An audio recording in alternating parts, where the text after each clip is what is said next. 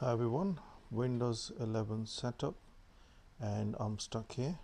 There was the method which I used in my previous video was if you open command prompt by pressing function Shift F10 or Shift F10 for some laptops. That's not worked on this one. It's a new method, so what I'm gonna do, I'm gonna still start the command prompt.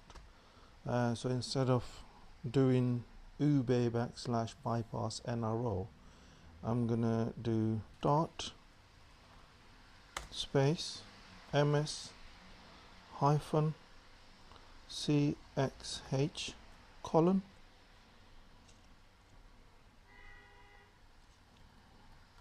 local only.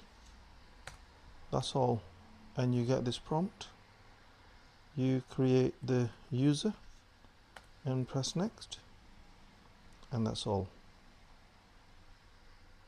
I hope you like it. Please like and subscribe.